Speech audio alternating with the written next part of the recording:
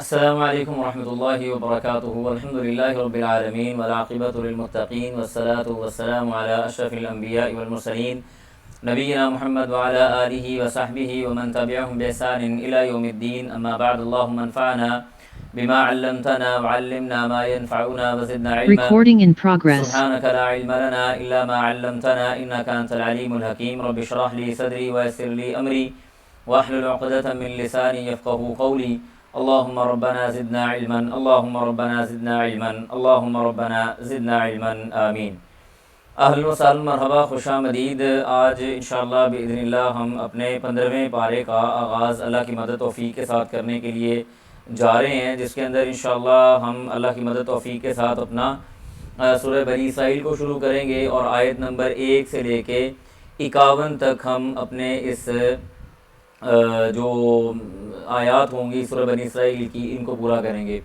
سورہ بنی اسرائیل کے اندر انشاءاللہ یہ کورس کے مقاصد وغیرہ آپ نے دیکھے ہوئے ہیں، بار بار انشاءاللہ اس حوالے سے ہماری بات ہوتی رہتی ہے۔ کورس کا تعارف بھی آپ لوگ الحمدللہ جانتے ہیں کہ ہم لفظی ترجمہ بھی پڑھیں گے، اور اس کے ساتھ ساتھ ہم اس کے اندر جو آنے والی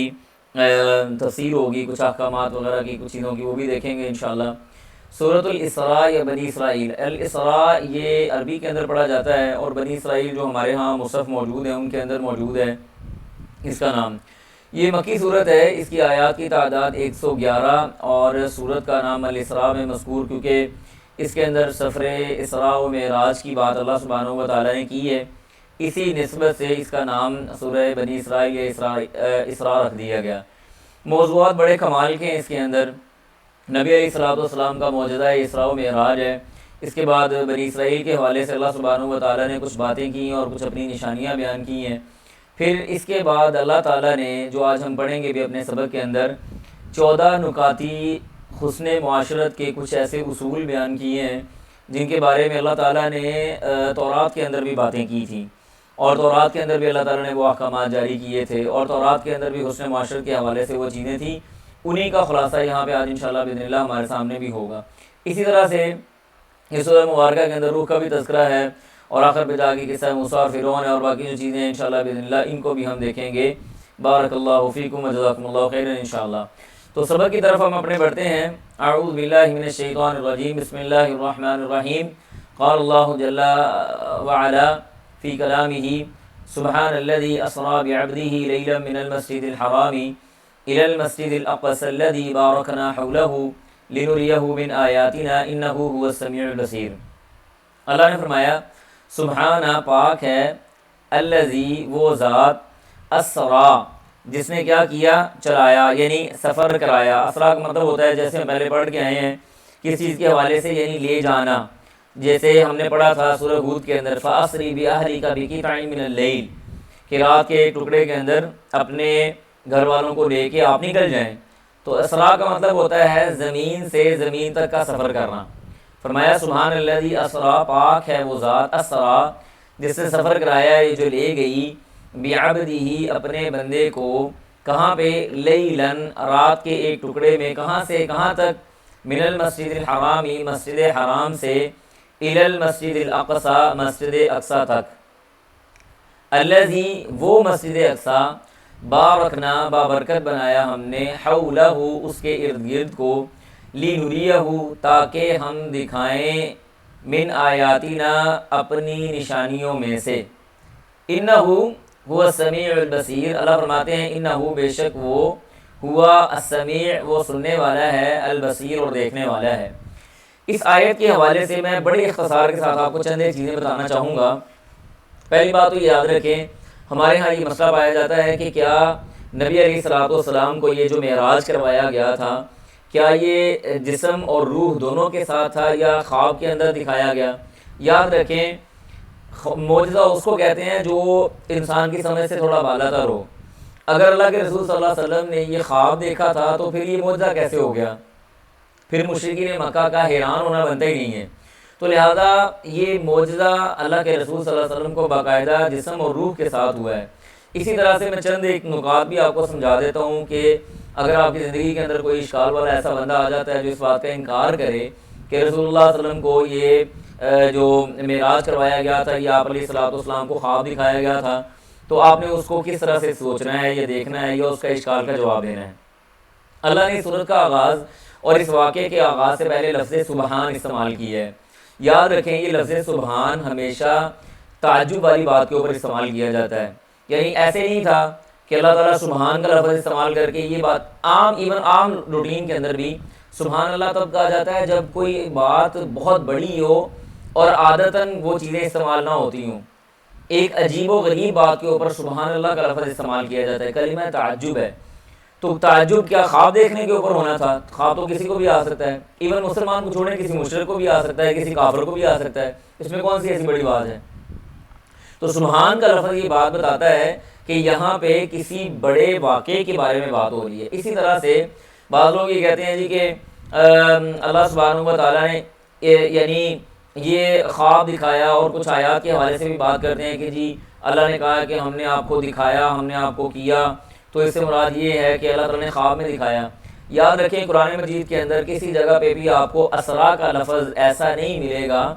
اسرا کا لفظ ایسا نہیں ملے گا جس کے اندر جو خواب کے اوپر دلالت کرتا ہو۔ دیکھیں آپ نے سورہ ہود کے اندر پڑھا فَأَسْرِ بِأَهْلِكَ بِقِطْعٍ مِّنَ اللَّيْلِ،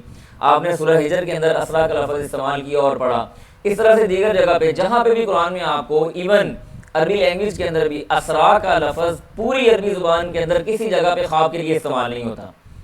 یا خواب کے سفر کی حالت کے لیے اسرا کا لفظ استعمال نہیں ہوتا۔ یہ لفظ اسرا باقاعدہ خود اس بات کی دلیل ہے کہ نبی علیہ الصلوۃ والسلام کو باقاعدہ فزیکل سفر کروایا گیا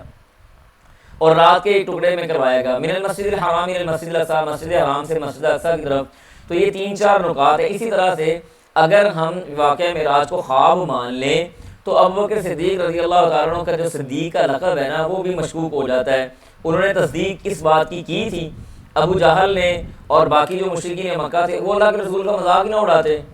ان کو مذاق اڑانے کی کیا، خواب میں بات ہو رہی تھی نا، فزیکلی تو بات ہی نہیں تھی۔ اللہ کے رسول نے فزیکلی کلیم کیا تھا تو انہوں نے مذاق اڑایا، وغیرہ مذاق اڑانے کی ضرورت ہی نہیں تھی۔ لہٰذا اس کے اوپر احادیث کے ذریعے ہم اس نتیجے پہ پہنچیں گے کہ نبی علیہ الصلوۃ والسلام کو یہ واقعہ اسراء و معراج باقاعدہ روح اور جسد کے ساتھ ہوا۔ پھر اس کے اندر آگے بڑی لمبی تفصیل ہے کہ اللہ کے رسول مسجد اقصی میں پہنچے براق کے اوپر، اور آپ نے وہاں پہ انبیاء کی امامت کروائی، پھر پہلے آسمان پہ، دوسرے آسمان پہ، تیسرے آسمان پہ انبیاء علیہ الصلوۃ والسلام سے ملاقات ہوئی، آدم علیہ السلام سے، ادریس سے، نوح ادریس علیہ السلام سے، اس طرح موسیٰ علیہ الصلوۃ والسلام سے، ابراہیم علیہ الصلوۃ والسلام، دیگر انبیاء کرام سے نبی علیہ الصلوۃ والسلام کی باقاعدہ ملاقات ہوئی۔ اور اس کے بعد اللہ سبحانہ و تعالیٰ کے پاس گئے، نبی علیہ الصلوۃ والسلام نے اللہ تعالیٰ سے ہم کلام ہوئے، درمیان میں پردہ حائل تھا، آپ علیہ الصلوۃ والسلام نے اللہ سبحانہ و تعالیٰ کو دیکھا نہیں۔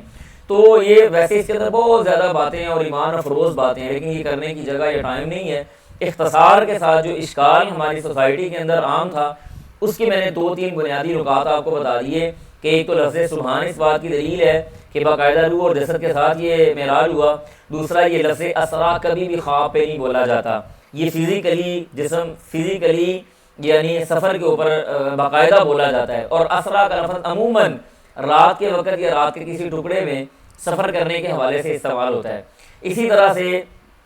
یعنی اللہ سبحانہ و تعالیٰ نے یہاں پہ یہ بات بھی واضح کر دی کہ آپ علیہ الصلوۃ والسلام اس وقت مسجد حرام میں تھے، نہ ام ہانی کے گھر میں تھے، نہ دیگر کسی اور جگہ پہ تھے، بلکہ مسجد حرام پہ تھے جہاں سے نبی علیہ الصلوۃ والسلام کو یہ سفر کروایا گیا۔ اس کے بعد آگے اللہ فرماتے ہیں وآتینا، یہاں پہ بنی اسرائیل کی بات شروع ہو گئی، فرمایا وآتینا، اور ہم نے دیا موسیٰ علیہ الصلوۃ والسلام کو الکتاب کتاب، وجعلنا، اور بنایا ہو اس کو، اور ہم نے اس کتاب کو کیا بنایا، ہدن، ہدایت کا ذریعہ بنایا، کن کے لیے، لبنی اسرائیل، بنی اسرائیل کے لیے، اللہ تتخذوا، کہ تم نے نہیں پکڑنا، من دونی، میرے علاوہ، وکیلاً، کسی اور کو ضامن، یہ تمہاری میری بات طے شدہ ہے کہ تم نے میرے علاوہ جو ہم نے تورات کے اندر تمہارے لیے ہدایت نازل کی ہے وہ یہ، اور اس کے ساتھ یہ بات طے شدہ ہے کہ تم نے ہمارے علاوہ کسی کو اپنا یعنی اپنا کارساز یا اپنا ضامن نہیں بنانا۔ پھر اللہ فرماتے ہیں ذریتن، ذریہ یعنی اولاد، من ان میں سے، حملنا جو جن کو ہم نے اٹھایا، مع نوح، نوح علیہ الصلوۃ والسلام کے ساتھ، یعنی نوح علیہ الصلوۃ والسلام کو جو آدم ثانی کہا جاتا ہے وہ اس لیے کہا جاتا ہے کہ نوح علیہ الصلوۃ والسلام کی قوم پہ جب عذاب آیا تو جو چند لوگ یعنی 80 یا 80 سے قریب جو لوگ بچے تھے جن کو نوح علیہ السلام نے اپنی کشتی پہ سوار کیا، اللہ نے وہاں سے آگے پھر آگے نسل کا سلسلہ شروع کیا، باقی تو ساری کی ساری دنیا ختم ہو گئی، یہاں بھی یہ بات بھی یاد رکھیں، کچھ ہمارے ہاں لوگ یہ کہتے ہیں کہ نہیں جی چند لوگ تھے یا تھوڑے سے لوگوں کے اوپر یہ معاملات ہوئے، اس طرح سے مسئلہ ہوا وغیرہ وغیرہ، ایسی کوئی سین نہیں ہے، پوری کی پوری دنیا کے اوپر باقاعدہ عذاب تھا۔ یہ آیت اس بات کی دلیل ہے۔ اللہ کہتے ہیں ذریتاً، اولاد میں سے، من حملنا، جن کو ہم نے اٹھایا، مع نوح، نوح علیہ السلام، یعنی نوح علیہ السلام کے ساتھ جن لوگوں کو اٹھایا گیا ان کے ذریعے آگے پھر نسل کی ابتدا ہوئی۔ اللہ فرماتے ہیں انہو، بے شک وہ، کانا تھے، عبدن، ہمارے ایسے بندے، شکورن، جو بڑے ہی شکر گزار اور شکر کرنے والے تھے۔ اللہ فرماتے ہیں وقضینا، اور فیصلہ کیا ہم نے، الی بنی اسرائیل، بنی اسرائیل کی طرف، فی الکتاب، اسی تورات کے اندر، اسی کتاب کے اندر، لتفسدن، کہ ان قریب تم فساد کرو گے اور ضرور بضرور فساد کرو گے، فی الارض، زمین کے اندر، مرتین، 2 مرتبہ، ولتعلن، اور ضرور بضرور تم غالب آ جاؤ گے، علوا کبیرہ، بہت بڑا غالب آنا، 2 مرتبہ تم فساد کرو گے۔ فساد کیا ہے؟ فساد یہ ہے کہ تم اللہ کے دیے ہوئے احکامات کو چھوڑ کے دوسری طرف نکل جاؤ گے، لوگوں کا مال کھانا یا دیگر ایسی برائیاں تمہارے اندر آ جائیں گی، یہ تمہارا فساد فی الارض ہوگا۔ پھر اللہ کی طرف سے آگے نتیجہ کیا نکلے گا؟ فرمایا فَإِذَا، پس جب، جاء، آ گیا، وعد، وعدہ، اولاہما، ان دونوں فسادوں میں سے پہلا جو وعدہ تھا وہ آ گیا، بعثنا، تو اللہ کہتے ہیں ہم نے مبعوث کیا، کس کو؟ علیکم، تمہارے اوپر، عبادن، اپنے بندے کو، عباد اللہ نا، ہمارے بندے کو، اولی بأسن، سخت، اولی باسن یعنی جنگجو، شدیداً، سخت لڑائی کرنے والا، سخت جنگجو قسم کے بندے ہم نے تمہارے اوپر چھوڑ دیے۔ فجاسو، پس وہ گھس گئے، وہ داخل ہو گئے، خلال الدیار، تمہارے شہروں کے درمیان، تمہارے گھروں کے درمیان، وکانا، اور تھا، وعدن، وعدہ، مفعولاً، یہ پورا ہونے والا، یعنی اللہ سبحانہ و تعالیٰ نے بنی اسرائیل کو سلطنت عطا کی، ان کو بیت المقدس عطا کیا اور باقی ساری چیزیں، یعنی فلسطین کے اندر، یہ شام، یہ جو فلسطین ابھی ہمارے ہاں موجود ہے نا، یہ اتنا سا فلسطین اللہ کے رسول کے دور میں یہ پہلے سے نہیں تھا، بلکہ یہ فلسطین پورے شام کا علاقہ فلسطین کہلاتا تھا، بلکہ جنوبی جو جارڈن ہے، یعنی اردن کا علاقہ، مصر کا کچھ علاقہ، فلسطین، اور اس طرح شام کا یہ علاقہ، یہ سارے کا سارا فلسطین تھا پورا، یہ جو جتنا بھی ٹکڑا میں نظر آ رہا ہے یہ نہیں، یہ پورے کا پورا علاقہ، ٹھیک ہے انشاءاللہ باذن اللہ۔ کیا میری آواز ٹھیک نہیں آ رہی ہے؟ کیا سلائیڈ نظر نہیں آ رہی؟ صحیح مجھے بتائیں ذرا۔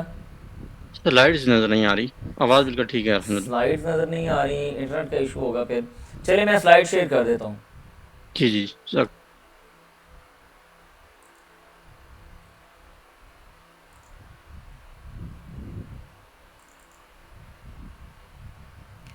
جی ابھی ٹھیک ہے انشاءاللہ؟ جی بالکل ٹھیک ہے، جزاک اللہ۔ بارک اللہ فیکم۔ چلیں، تو بات ہماری چل رہی تھی، اللہ فرماتے ہیں یعنی انہوں نے فساد فی الارض کیا اور اللہ نے ان کے اوپر بخت نصر، جو اللہ سبحانہ و تعالیٰ کی طرف سے ان کے اوپر، یعنی وہ بطور لڑائی کے لیے، جنگ کے لیے بھیج دیا گیا۔ بخت نصر نے پورا بیت المقدس اس وقت ختم کیا، یہ جو ہیکل بن رہا تھا اس ہیکل کو تباہ و برباد کر دیا، مسجد اقصیٰ کو نقصان پہنچایا اور باقی سارے معاملات کیے، تو اللہ سبحانہ و تعالیٰ نے ان کو مغلوب کر دیا اس وقت، کیوں؟ ان کے فساد فی الارض کی وجہ سے۔ پھر آگے اللہ کہتے ہیں ثم، پھر رددنا، ہم نے کیا کیا؟ ہم نے پھیر دیا، لکم، تمہارے لیے، الکرہ، باری کو، یعنی دوبارہ یہ بنی اسرائیل اللہ کے احکامات کے اوپر عمل کرنے لگ گئے اور اللہ نے دوبارہ ان کو غالب کر دیا، غالب کیا، فرمایا لکم، تمہیں کیا کر دیا؟ الکرہ، باری کو تمہاری طرف پھیر دیا، علیہم، ان پر، وَأَمْدَدْنَاكُمْ، اور ہم نے تمہاری مدد کی، بِأَمْوَالٍ، مال کے ساتھ، وَبَنِينَ، اور بیٹوں کے ساتھ، وَجَعَلْنَاكُمْ، اور بنایا ہم نے تم کو، اکثر نفیرا، یعنی بہت زیادہ لشکر کے اعتبار سے، یعنی ہم نے تمہیں کثرت دی، تمہیں ایک بہت بڑے لشکر کے اندر ہم نے تبدیل کر دیا۔ پھر آگے اللہ کہتے ہیں ان احسنتم، اگر تم اچھائی کے کام کرو گے، یعنی تورات کے اوپر اور اللہ کے بتائے ہوئے احکامات کے اوپر عمل کرو گے، احسنتم، تو تمہارا یہ اچھا عمل کرنا، لانفسکم، تمہارے ہی تو لیے ہے، اس کا فائدہ تمہیں ہے، وَإِنْ أَسَأْتُمْ، اور اگر تم برائی کے کام کرو گے، فَلَهَا، تو وہ بھی تمہارے لیے ہے، یعنی اس کا نقصان بھی تمہارے لیے ہے۔ فَإِذَا جَاءَ وَعْدُ الْآخِرَةِ، فَإِذَا، پس جب، جاء، آ گیا، وعد الآخرہ، دوسرا وعدہ، پہلا وعدہ جو پیچھے گزر گیا کہ بخت نصر نے پورے کے پورے ان کو ختم کر دیا تھا، ان کو قیدی بنا لیا تھا، اور پھر اس قید سے نکل کے جب آئے تھے، تو وہ آپ نے پڑھا ہے سورۃ بقرہ کے اندر کہ عزیر علیہ السلام پھر وہیں سے نکلے تھے اور وہیں سے آئے تھے اور واپسی پہ انہوں نے وہ بستی دیکھی تھی، تو حیرانگی کا اظہار کیا تھا، تو اللہ سبحانہ و تعالیٰ نے ان کو سلا دیا، اس کے بعد ان کو جگایا اور ان کے ساتھ وہ پورا معاملہ، پورا واقعہ ماشاءاللہ پہلے پڑھ چکے ہیں۔ تو اللہ فرماتے ہیں کہ فَإِذَا جَاءَ، پس جب آ گیا وعد الآخرہ، دوسرا وعدہ۔ دوسرا وعدہ کیا؟ کہ تم دوبارہ پھر اللہ کی کتاب کو چھوڑ بیٹھے، ہدایت کا راستہ اختیار کرنے کے بعد اس کو ترک کر دیا، دوبارہ اللہ کی نافرمانی کے اندر لگ گئے۔ تو اللہ کہتے ہیں پھر کیا ہوا؟ لِيَسُوءُ، اللہ کہتے ہیں یعنی فَإِذَا جَاءَ وعد الآخرہ، جب دوسرا وعدہ آ گیا تو کیا ہوا؟ لِيَسُوءُ، تاکہ وہ بگاڑ دیں وجوہکم، تمہارے چہروں کو۔ یعنی دوسرا وعدہ آنے کے بعد یہ قیطوس قسم کا، ایک قیطوس نام ہے ایک بادشاہ کا، وہ بادشاہ ان کے اوپر دوبارہ مسلط ہو گیا اور اس نے دوبارہ بیت المقدس کو خراب کیا، ہیکل کو گرا دیا، مسجد اقصیٰ کو نقصان دیا، ان سارے معاملات کو کیا اور دوبارہ ان کو مغلوب بھی کیا اور ان کے لوگوں کو غلام بھی بنایا۔ تو اللہ کہتے ہیں کیا کیا اس نے؟ لیسوء، تاکہ وہ بگاڑ دے وجوہکم، تمہارے چہروں کو، ولیدخلوا، اور تاکہ وہ داخل ہو جائے المسجد، مسجد اقصیٰ کے اندر، کما دخلوہ، جیسے وہ داخل ہوئے اول مرہ، پہلی مرتبہ، ولیتبروا، اور تاکہ وہ برباد کر ڈالیں ما علو، جب وہ غالب آ جائیں گے، تتبیرا، بہت زیادہ برباد کر دینا۔ یعنی انہوں نے فساد فی الارض کی کوئی حد نہیں چھوڑی، بڑے سخت قسم کے لوگ تھے اور بڑا برا انہوں نے حال کیا۔ اس کے بعد اگلے صفحے کی طرف بڑھتے ہیں، اللہ فرماتے ہیں عسیٰ، امید ہے، ربکم، تمہارا رب، این، کہ یرحمکم، وہ تمہارے اوپر رحم کرے گا، ان قریب تمہارا رب تمہارے اوپر رحم کرے گا۔ وَإِنْ عُدْتُمْ، اللہ فرماتے ہیں وَإِنْ عُدْتُمْ، اور اگر تم پھر وہی کرو گے، کیا وہی کرو گے؟ یعنی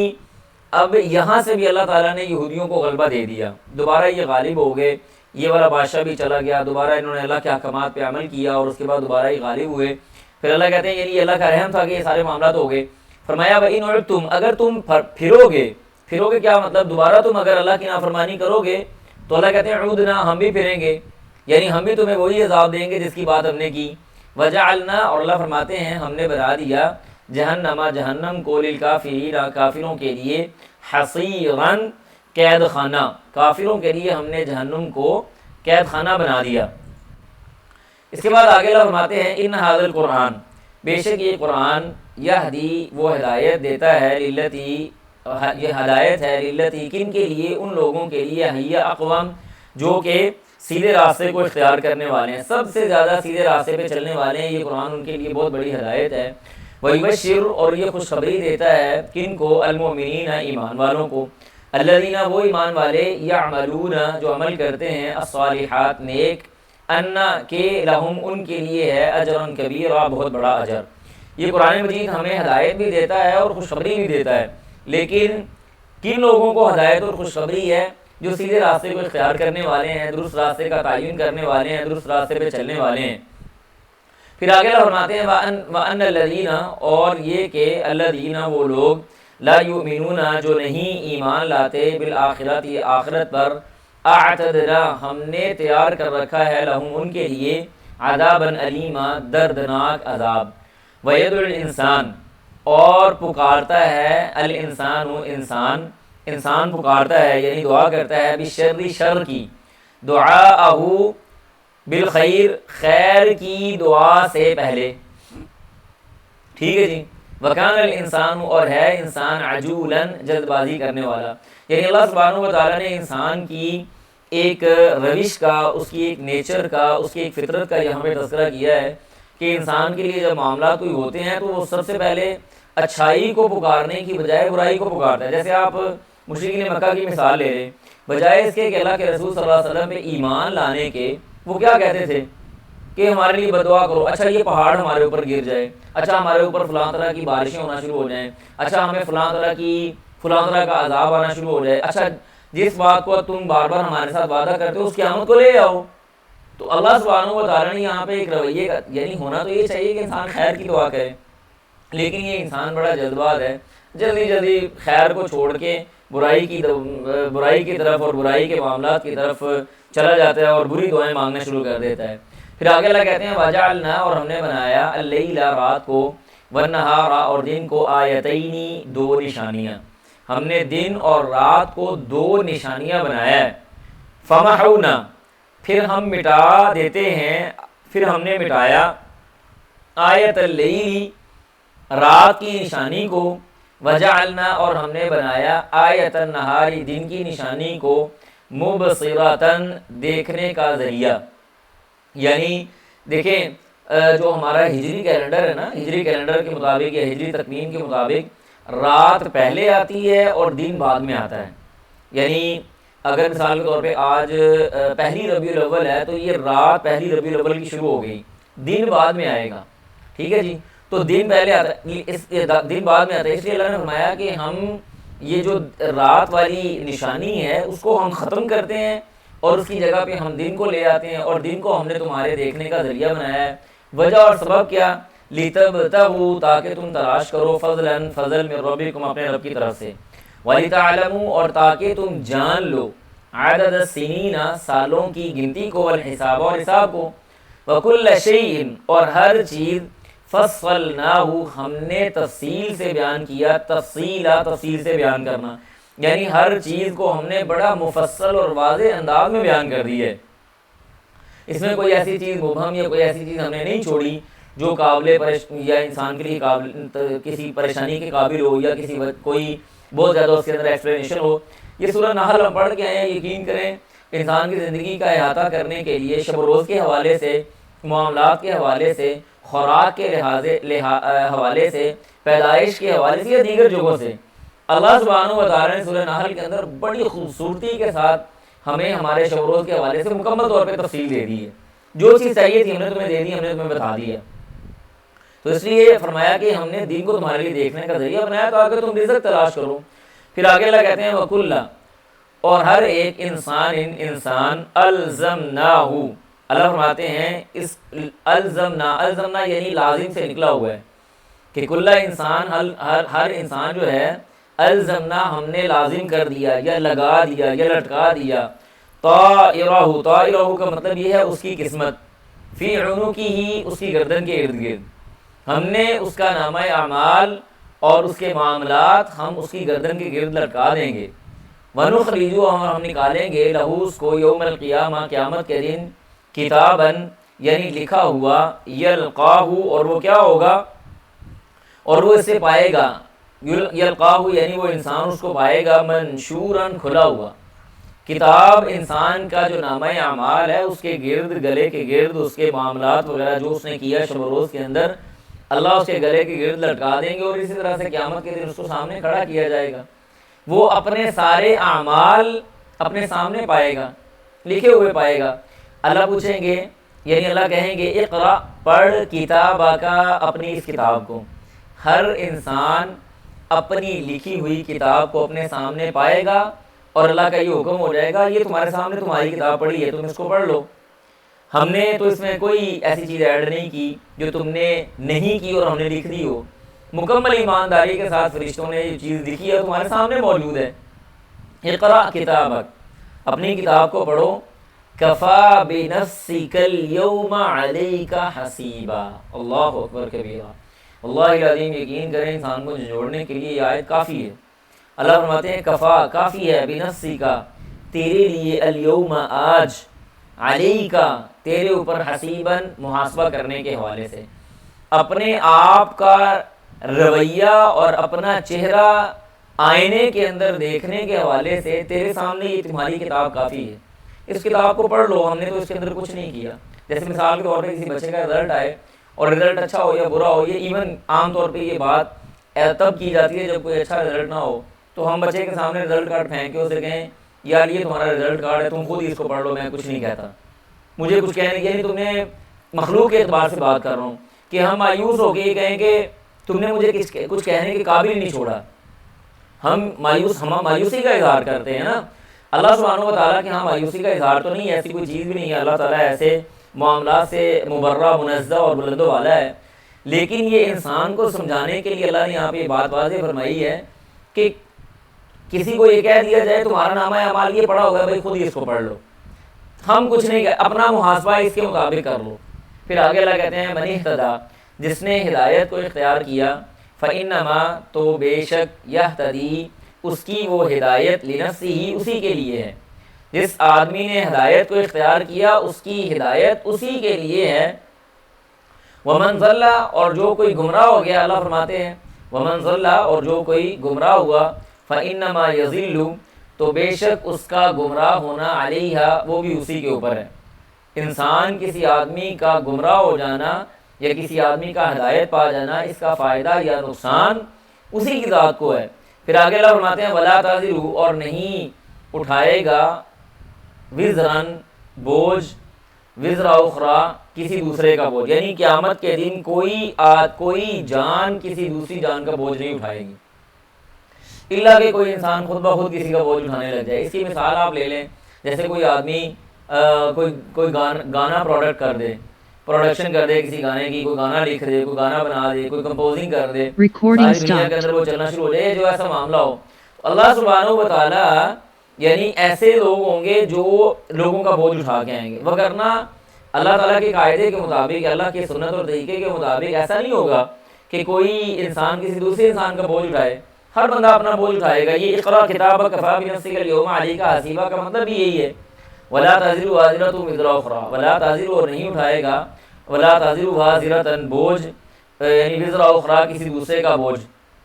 اللہ کہتے ہیں وما کننا، اور نہیں ہیں ہم معذبین، ٹھیک ہے جی، اور یعنی فرمایا کہ وما کننا، اور نہیں ہیں ہم کہ معذبین، ہم عذاب دیں، حتیٰ، یہاں تک کہ نبعث، ہم مبعوث کر دیتے ہیں رسول کو۔ یعنی اللہ سبحانہ و تعالیٰ نے یہ بات بڑے واضح لفظوں میں فرمائی، ایسا نہیں ہوتا کبھی بھی کہ اللہ نے کوئی کتاب نہیں بھیجی، اللہ نے کوئی رسول نہیں بھیجا، اللہ نے کوئی پیغام نہیں بھیجا، اللہ نے کوئی نشانیاں نہیں دکھائیں، اور اللہ تعالیٰ ایسی قوم کو عذاب دے دے کہ تم میرے اوپر ایمان نہیں لے کے آئے۔ یہ اللہ تعالیٰ کی سنت کے خلاف ہے، اور یہاں پہ اللہ نے واضح طور پہ قانون بیان کر دیا وما کننا معذبین حتی نبعث رسولا، ہم تب تک کسی قوم کو عذاب نہیں دیتے جب تک ان کے اندر رسول کو مبعوث نہ کر دیں۔ وہ رسول آ کے اللہ کا پیغام دیتا ہے، عقیدہ توحید کی دعوت دیتا ہے، اللہ کے احکامات کو بیان کرتا ہے، اللہ تعالیٰ کے اوامر اور نواہی کے بارے میں ڈیٹیل سے بیان کرتا ہے، پھر اس کے بعد وہ قوم سرکشی کرتی ہے، ساری چیزیں دیکھنے سمجھنے کے باوجود اس کا انکار کرتی ہے، تب اللہ سبحانہ و تعالیٰ ان کے اوپر عذاب کو مسلط کرتے ہیں۔ وما کننا معذبین حتی نبعث رسولا۔ اس کے بعد اللہ نے فرمایا وَإِذَا، اور جب اردنا، ہم ارادہ کرتے ہیں کس چیز کا، ان نہلک، کہ ہم ہلاک کریں، قریۃً، کسی بستی کو، تو امرنا، ہم حکم دیتے ہیں، مترفیہا، اس کے خوشحال لوگوں کو۔ مترفن کا مطلب ہوتا ہے یعنی ایسی پاپولیشن، ایسے لوگ، ایسے پیپلز جو خوشحال ہیں، مالدار طبقہ، بیوروکریسی، مالدار طبقہ، جاگیردار قسم کے، چودھری اور وڈیرے قسم کے لوگ۔ فرمایا کہ جب ہم کسی بستی کو ہلاک کرنے کا ارادہ کرتے ہیں تو اس کے جو بڑے خوشحال اور چودھری قسم کے لوگ ہوتے ہیں نا، ہم ان کو حکم دیتے ہیں کس بات کا، فَفَسَقُوا، کہ وہ فسق و فجور کریں، فیہا، اس بستی کے اندر، فَحَقَّ، تو ثابت ہو جاتا ہے، علیہا، ان پر، القول، بات، یعنی بات مطلب وہ عذاب آنا، فَدَمَّرْنَاهَا، تو اللہ کہتے ہیں کہ فَدَمَّرْنَاهَا، پھر ہم انہیں ہلاک کر دیتے ہیں، تدمیرا، مکمل طور پہ ہلاک کر دینا۔ یعنی یہ جو تدمر کا لفظ استعمال ہوتا ہے نا، وہ ہوتا ہے زمین بوس ہونے کے حوالے سے،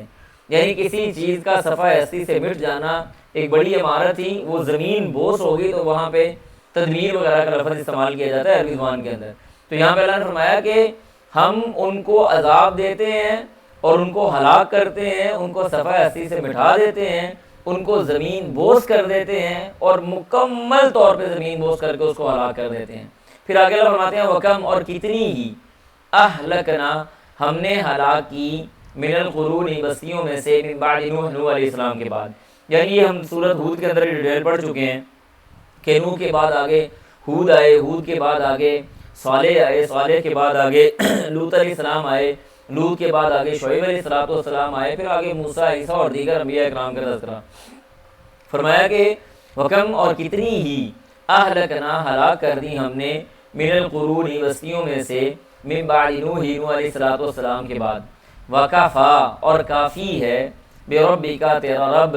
بِذُنُوبِ عِبَادِهِ، اپنے بندوں کے گناہوں کی خبیراً، خبر رکھنے والا، بصیراً، دیکھنے والا۔ یعنی اللہ سبحانہ و تعالیٰ انسانوں کے گناہوں کو نہ صرف دیکھنے والا ہے بلکہ بڑے مکمل احتساب کے ساتھ اس کی خبر رکھنے والا بھی ہے۔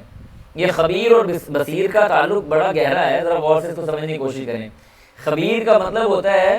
ایک طرح سے کہ آپ نے چھپ چھپا کے کوئی ایسا کام کیا جس کے اندر کوئی آدمی آپ کو دیکھنے والا یہ شریک نہیں ہے، اللہ خبیر ہے، اس کو خبر ہے کہ تم کیا کر رہے ہو۔ بصیرہ کا مطلب یہ ہے کہ آپ نے وہ اپنا گناہ علل اعلان کیا ہے، سب کے سامنے کیا ہے، اللہ بصیرن اس کو بڑی اچھی طرح سے دیکھنے والا ہے، جاننے والا ہے۔ یہ یعنی ایک توجیہ ہے، یعنی ایسے نہیں ہے کہ خبیر کا مطلب صرف یہی ہے، اس کے اور بہت سارے مطلب ہیں، یعنی ہر طرح کا اعلانیہ پوشیدہ جو بھی گناہ ہے، اعلانیہ پوشیدہ جو بھی گناہ ہے اس پہ اللہ خبیر بھی ہے اور بصیر بھی ہے، صرف اس کو سمجھنے کی ضرورت ہے۔ اس کے بعد آگے اللہ فرماتے ہیں من کان یرید العاجلۃ عجلنا له فیہا ما نشاء، فرمایا من کانا جو کوئی ہے، یرید وہ ارادہ رکھتا ہے، العاجلہ کس چیز کا؟ جلدی کا۔ جو بندہ جلدی کا ارادہ کرتا ہے، جلدی کے حوالے سے کام کرتا ہے، تو اللہ کہتے ہیں عجلنا ہم بھی جلدی کرتے ہیں لہو اس کے لیے فیہا اس دنیا کے اندر۔ یعنی اس کی آپ مثال یوں لے لیں کہ ایک آدمی نے دنیا کے اندر نیکی کی، اب وہ چاہتا ہے کہ مجھے اس نیکی کا بدلہ دنیا کے اندر ہی مل جائے، آخرت مجھے نہیں چاہیے۔ میں نے قرآن سنایا ہے مثال کے طور پہ، تو میں چاہتا ہوں کہ اس قرآن کے ذریعے میں پیسے کمانا شروع کر دوں، یعنی میرا مقصد دنیا ہے، بھئی آخرت واخرت کے ساتھ کوئی تعلق نہیں ہے، کیا ہوتی ہے آخرت نہیں جانتا میں۔ یا کسی آدمی نے اللہ کے راستے پہ پیسہ خرچ کیا ہے اور اس کی نیت یہ بن گئی ہے کہ میں اتنے خرچ کروں گا اور اتنے مجھے لوٹ کے آئیں گے، تو یعنی اس نے اپنی اس نیکی کا عوض اس دنیا کے اندر ہی مانگ لیا۔ من کان یرید العاجلہ، اللہ کہتے ہیں جو کوئی چاہتا ہے العاجلہ یعنی اجرت کو جلدی کرتا ہے، تو عجلنا ہم بھی جلدی کرتے ہیں لہو اس کے لیے فیہا اس دنیا کے اندر ما نشاء جو ہم چاہتے ہیں، لمن نرید یا جس چیز کا ہم لمن اس کے لیے نرید جو ہم نے چاہا، یعنی ایسے آدمی کے لیے جو ہم چاہتے ہیں، جس طرح سے چاہتے ہیں اس کو ہم دے دیتے ہیں۔ ثم جعلنا پھر ہم نے بنایا لہو اس کے لیے جہنم جہنم، آخرت کے اندر اس آدمی کا کوئی انجام نہیں۔ یصلاھا اللہ فرمایا یصلاھا کہ وہ داخل ہوگا، مذعومن مذمت کیا ہوا، مدحورا اور دھتکارا ہوا، یعنی دور کیا ہوا۔ اس کی مثال وہ 3 آدمیوں کی لے لیں کہ جیسے نبی صاحب نے فرمایا نا قیامت کے دن قاری قرآن کو، مالدار آدمی کو جو بڑی سخاوت کرتا تھا، اور شہید کو لایا جائے گا، اللہ پوچھیں گے، اور یہ اتنی سخت حدیث ہے، یہ بالکل عام حدیث نہیں ہے، ہم تو عام انداز میں سنا دیتے ہیں، یہ عام نہیں ہے۔ اس حدیث کے راوی ابو ہریرہ رضی اللہ تعالیٰ عنہ ہے، اور ایک تابعی جو ان کے شاگرد تھے، میرے ذہن سے بھی ان کا نام نکل گیا، یعنی اس تابعی نے اللہ کے ابو ہریرہ رضی اللہ تعالیٰ عنہ سے سوال کیا تھا اس حوالے سے، اور ابو ہریرہ رضی اللہ تعالیٰ عنہ نے کہا ہاں میں تمہیں وہ حدیث اللہ کے رسول کی سناتا ہوں۔ یہ بات کہہ کے چیخ ماری اور بے ہوش ہو گئے۔ پھر کچھ دیر بعد افاقہ ہوا، کھڑے ہوئے، دوبارہ یہ الفاظ دہرائے، دوبارہ چیخ ماری اور دوبارہ بے ہوش ہو گئے۔ 3 بار ابو ہریرہ اس حدیث کو سنانے سے پہلے بے ہوش ہوئے۔ ہم تو بڑے سادہ انداز میں آپ کے سامنے پیش کر دیتے ہیں، یہ عام حدیث نہیں ہے، یہ بڑی سنگین اور بڑی طویل اور بڑی ہی یعنی سخت قسم کی حدیث ہے۔ اور آپ خود اندازہ کریں کہ یہ 3 لوگ ہی ہماری سوسائٹی کے اچھے لوگ ہیں نا۔ مالدار آدمی کو ہر بندہ اچھے انداز سے دیکھتا ہے، یار سخاوت کر رہے ہیں۔ اچھے قاری کو، اچھا عالم دین کو ہر بندہ سننا پسند کرتا ہے، بڑی اچھی آواز ہے، بڑی اچھی قرات ہے۔ شہید کے بارے میں یعنی انسان اپنی جان اللہ کے راستے میں پیش کر دے، کیا وہ ہمارے لیے رشک کے قابل نہیں ہے؟ بڑا رشک کے قابل ہے۔ اس کے باوجود اللہ تعالیٰ ان تینوں کو اٹھا کے جہنم میں پھینک دے گا، بلکہ حدیث کے اندر یہ الفاظ ہیں، نبی صلی اللہ علیہ وسلم نے فرمایا ان 3 لوگوں کے ذریعے اللہ جہنم کو مزید گرم کرے گا، جہنم کے ایندھن کو مزید بھڑکایا جائے گا ان لوگوں کے ذریعے۔ کیوں کہ دنیا کے اندر جلدی مچا دی، بس ہمیں یہاں پہ سب کچھ مل جائے، آخرت کے ساتھ کوئی لینا دینا نہیں ہے۔ تو یہاں پہ مذعوما مدحورا کا مطلب یہ ہے اللہ ان کو مذمت کر کے، ذلیل و رسوا کر کے، اور مدحورا دفع دور کر کے ان کو جہنم میں پھینک، اٹھاؤ فرشتوں ان کو جہنم میں پھینک دو۔ اللہم لا تجعلنا منہم، اللہ ہمیں ان میں سے نہ بنائے۔ پھر اس کے بعد آگے اللہ نے ان بندوں کا تذکرہ کیا، فرمایا ومن اور جو کوئی ارادہ کرتا ہے کس چیز کا؟ الآخرہ آخرت کا، وسعی اور وہ کوشش کرتا ہے، لہا اس کے لیے، سعیہا وہ اس کی کوشش بڑی اچھی ہے، وہو مؤمن اور یعنی اس کی کوشش تو ہے، اور کوشش کس حال میں ہے؟ وہو مؤمن وہ ایمان کی حالت میں ہے، یعنی وہ مومن مسلمان ایمان کی حالت کے اندر وہ کوشش کر رہا ہے۔ اللہ کہتے ہیں فاولئک پس یہی ہیں، کانا وہ لوگ سعیہم ان کی وہ کوشش مشکورہ قابل، یعنی ہمارے لیے مشکورن کا مطلب ہے کہ قابل قدر ہے اس کی، جیسے کہتے ہیں نا اللہ تعالیٰ بڑا مشکور ہے، مشکور کا مطلب ہوتا ہے قابل قدر، یعنی کسی کی نیکی کو باقاعدہ تسلیم کر لینا. تو اللہ کہتے ہیں ہم بڑی قدر کرنے والے ہیں اس کی نیکی کی. کلن نمدو، فرمایا کلن ہر ایک چیز، نمدو ہم نے پھیلائی، ہا اولائی یہ وہا اولائی اور وہ، من عطاء ربی کا جو بھی ہے وہ تیرے رب کی عطا میں سے ہے. وما کانا اور نہیں ہے، وما اور نہیں ہے کانا عطاء ربی کا تیرے رب کی عطا محظورا ایسی جو روکی جانے والی ہو. یعنی اللہ سبحانہ و تعالیٰ کی عطا ہے اور اللہ کی عطا کو کوئی روکنے والا نہیں ہے. فرمایا انظر دیکھیے، کیفا کیسے، فضلنا ہم نے فضیلت دی، بعضهم علی بعض بعض کو بعض پر، یعنی ایک دوسرے پر لوگوں کو ہم نے کس طرح سے فضیلت دی ہے. وللآخرۃ اور آخرت کے لیے، اکبر سب سے بڑا ہے، درجات کے اعتبار سے، یعنی آخرت جو ہے وہ سب سے بڑی ہے درجات کے اعتبار سے. وہ اکبر اور سب سے بڑی ہے تفضیلاً فضیلت میں. آخرت اصل میں جو چیز ہے اور درجات کی بلندی ہے وہ آخرت کے اندر ہے. آخرت ہی وہ سب، یعنی ومن زحزح عن النار وادخل الجنۃ فقد فاز. اللہ فرماتے ہیں جو بندہ جہنم سے بچا لیا گیا، جنت کے اندر داخل کر دیا گیا، دیٹس اٹ، بات ختم ہوئی، وہی کامیاب آدمی ہے. آخرت کا جو اجر ہے وہ سب سے بڑا ہے اور کامل اور اکمل ہے اور ہمیشہ رہنے والا ہے. اس کے بعد آگے اللہ تعالیٰ نے فرمایا لا تجعل نہ بنائیے، مع اللہ اللہ سبحانہ و تعالیٰ کے ساتھ، الہن کوئی بھی الہ آخر کوئی دوسرا. فتقعد تو کیا ہو جائے گا، پس تو بیٹھ جائے گا، مذعومن مذمت کیا ہوا، مخذولاً بے بس ہو کر. جو بندہ بھی یاد رکھیں، جو بندہ اللہ سبحانہ و تعالیٰ کے ہاتھ، اللہ تعالیٰ کو چھوڑ کے، اللہ سبحانہ و تعالیٰ کا در چھوڑ کے دیگر جتنے بھی قسم کی درگاہیں یا در ہیں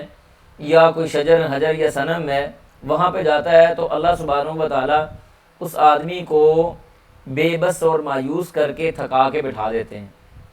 اس آدمی کی شروع میں شاید اس کو یہ لگے، شیطان اس کو مزین کر کے راستہ دکھائے، دیکھو تم نے فلاں منت فلاں درخت کے نیچے کھڑے ہو کے مانگی تھی، وہاں پہ تم نے دھاگا باندھا تھا، اب تم وہاں پہ جاؤ اور تم یہ ممکن ہے شیطان اس کو اس معاملے میں کرے. لیکن ایک ٹائم آئے گا کہ اللہ سبحانہ و تعالیٰ ایسے آدمی کو تھکا دیتا ہے، وہ قابل مذمت بھی ہو جاتا ہے اور بے بس اور نا امید اور بے سہارا ہو کے رک بھی جاتا ہے. اب یہاں سے جو اگلی آیات آ رہی ہیں، یہاں سے اللہ سبحانہ و تعالیٰ نے ان 14 نکاتی حسن معاشرت کے اصولوں کو بیان کرنا شروع کر رہے ہیں جو تورات کے اندر بھی موجود ہے. اور اللہ سبحانہ و تعالیٰ نے آغاز کہاں سے کیا ہے، وہ عقیدہ توحید سے کیا. یاد رکھیں حسن معاشرت کے لیے یا کسی بھی سوسائٹی کے کامیاب ہونے کے لیے یا کسی بھی سوسائٹی کے خوبصورت اور اچھا ہونے کے لیے سب سے پہلے وہاں پہ عقیدہ توحید کا ہونا ضروری ہے. اگر کسی معاشرے کی ترقی، خوشحالی اور یہ ساری چیزیں عقیدہ توحید ہے، اللہ سبحانہ و تعالیٰ اس کے بعد اگلے معاملات کر رہے ہیں اور انسان کو خوشحالی کی گارنٹی دے رہے ہیں. عقیدہ توحید نہیں ہے. اور کیوں عقیدہ توحید کے اوپر اتنی بات ہوتی ہے، کیوں شرک کی اتنی نفی ہوتی ہے، اس کی مذمت ہوتی ہے، عقیدہ توحید کے بارے میں اتنا کیوں پڑھا سنا جاتا ہے، اس کے اوپر اتنا کیوں زور دیا جائے. آخر سوال پیدا ہوتا ہے نا انسان کے ذہن کے اندر، کیا پڑھی ہے کہ یار یہ لوگ ہر وقت توحید کی بات کرتے ہیں، شرک سے بیداری کا اظہار کرتے ہیں، عقیدہ توحید کو لے کے آتے ہیں، شرک کے بارے میں لوگوں کو نفرت، کیوں، وجہ کیا ہے آخر اس کی. دیکھیں دنیا میں آنے کا جو سب سے بڑا مقصد تھا وہ اللہ کی عبادت تھا، اور اللہ کی عبادات کے اندر جو سب سے بڑی اور سب سے پہلی عبادت یا عبادات کی معراج ہے وہ عقیدہ توحید ہے. اگر کسی آدمی کے پاس عقیدہ توحید نہیں ہے تو اس کے باقی اعمال اللہ کے ہاں کوئی حیثیت نہیں رکھتے. کیوں؟ مین پرپس تھا. میں آپ کو اس کی ایک مثال دیتا ہوں مخلوق کے اعتبار سے. آپ ایک کمپنی کے CEO یا باس ہیں، آپ اپنے امپلائی کو بھیجتے ہیں کہ فلاں جگہ پہ جاؤ اور یہ مین کام ہے جو تم نے کر کے آنا ہے. مثلا مثال کے طور پہ تم نے وہاں پہ فلاں ڈیل فائنل کر کے آنی ہے، یہ مین کام ہے تمہارا. آپ اس جگہ پہ جائیں، سفر کریں، سفر کرنے کے بعد اس جگہ پہ جائیں، وہ ڈیل تو آپ نے فائنل نہیں کی لیکن آپ نے اس کے علاوہ چھوٹے موٹے ادھر ادھر کے کمپنی ریلیٹڈ کام کر کے آپ واپس آ جائیں تو کیا آپ کا کمپنی کا CEO یا باس آپ سے خوش ہوگا؟ وہ کہے گا او بھائی تجھے کس کام کے لیے بھیجا تھا؟ اللہ کے بندے بھیجا تو تجھے اس لیے تھا کہ تم نے فلاں ڈیل فائنل کر کے آنی ہے. وہ تم کر کے نہیں آئے اور باقی کام لا کے میرے سامنے رکھ رہے ہو، مجھے ان سے کیا لگے، بھلے ہی وہ کمپنی کے فائدے کے لیے کیوں نہیں ہے، لیکن وہ کمپنی کے باس یا مالک یا CEO کے احکامات کے مطابق نہیں ہے، اس لیے ان کی کوئی اہمیت نہیں۔ اللہ سبحانہ و تعالیٰ نے سب سے پہلا مقصد بتایا ہے عقیدہ توحید کا اقرار کرنا۔ اگر اس عقیدہ توحید کا اقرار نہیں ہے تو باقی جتنے مرضی آپ کام کر کے اللہ کے سامنے لے جائیں ان کی کوئی اہمیت نہیں۔ فرمایا وَقَدِمْنَا إِلَىٰ مَا عَمِلُوا مِنْ عَمَلٍ فَجَعَلْنَاهُ ہَبَاءً مَنْثُورًا۔ قیامت کے دن بعد ایسے لوگ آئیں گے، بڑے بڑے ان کے اعمال ہوں گے، اللہ ان کو اٹھا کے ہوا میں تنکوں کی طرح بکھیر دے گا، کوئی حیثیت نہیں تمہارے اعمال کی۔ کیوں؟ جس مقصد کے لیے بھیجا تھا وہ تو پہلا مقصد تھا عقیدہ توحید کا اقرار کرنا، اس کو تم چھوڑ آئے۔ پھر اس طرح اللہ فرماتے ہیں هل اتاك حدیث الغاشیہ وجوہ یومئذ خاشعہ عاملۃ ناصبہ تصلی نارا حامیہ۔ قیامت کے دن بعد ایسے لوگ آئیں گے عاملۃ ناصبہ، یعنی چہروں سے نظر آ رہا ہوگا کہ لوگ اعمال کر کر کے تھکے ہوئے ہیں اور آج ان کو مزدوری ملنے کا دن ہے اور مزدوری ان کو الٹی دی جائے، کیا کہا جائے، تصلی نارا حامیہ، اٹھاؤ اور ان کو جہنم میں پھینکو، ہمارے ہاں ان کی کوئی اہمیت نہیں۔ مقصد تو ہمارا ہی پورا کر کے نہیں ہے، مقصد کیا تھا، عقیدہ توحید کا اقرار کرنا۔ اللہ فرماتے ہیں وقضا، اور فیصلہ کر دیا ربک، تیرے رب نے، اللہ تعبدو، کہ تم نہیں عبادت کرو گے الا مگر ایاہ، اسی کی، تم خالصتاً اللہ اور اسی کی ہی عبادت کرو گے، وبالوالدین، اور والدین کے ساتھ احساناً، اچھا سلوک کرو گے، نیکی کا سلوک کرو گے۔ احسان، احسان یہ بڑا وسیع و عریض لفظ ہے۔ احسان کا مطلب کیا ہے کہ آپ اس عمل کو جو آپ اللہ اپنے والدین کے ساتھ کر رہے ہیں باقاعدہ عبادت مانتے جانتے سمجھتے ہوئے کریں، ریاکاری سے دور ہو کے کریں۔ ان تعبد اللہ کانک تراہ فإن لم تکن تراہ فإنہ یراک، یعنی عبادت کیا ہے کہ آپ ایسے کریں کہ اللہ کو دیکھ رہے ہیں، اگر نہیں تو کم از کم اللہ آپ کو دیکھ رہا ہے، یہ بات تو خیال دل میں ہونا چاہیے۔ والدین کے ساتھ حسن معاشرت میں سب سے پہلی چیز یہ ہونی چاہیے کہ اللہ مجھے دیکھ رہا ہے کہ میں اپنے ماں باپ کے ساتھ کیا رویہ رکھ کے بیٹھوں۔ احسانہ، یہ یعنی عزت و احترام کی سب سے اوپر والی چوٹی ہے احسان۔ پھر اس کے بعد فرمایا اما یبلغن، اما کا لفظ استعمال ہوتا ہے، یعنی مثال کے طور پہ آپ یوں کہہ لیں اما یبلغن، یعنی اما اگر، یبلغن وہ پہنچ جائیں، عندک تیرے پاس، الکبر بڑھاپے میں، تو ان کو بڑھاپے میں پا لے، احدہما ان دونوں میں سے کسی ایک کو، او یا کلاہما ان دونوں کو،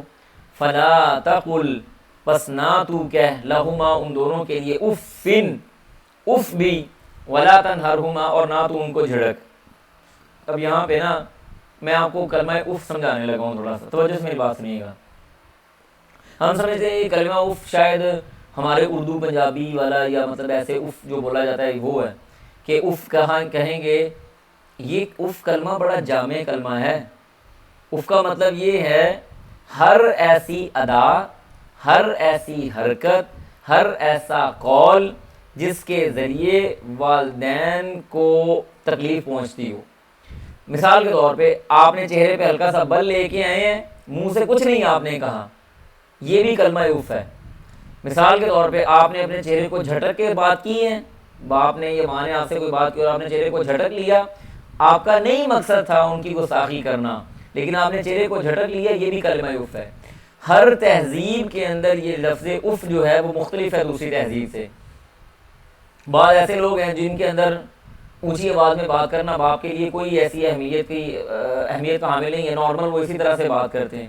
لیکن ایک دوسری تہذیب کے اندر ذرا سی اونچی آواز ہوگی تو باپ پریشان ہوگا، اس کے دل کے اندر پریشانی آ جائے گی، تکلیف آئے گی، اس سوسائٹی کے اندر اس طرح سے بات کرنا اچھا تصور نہیں کیا جائے گا،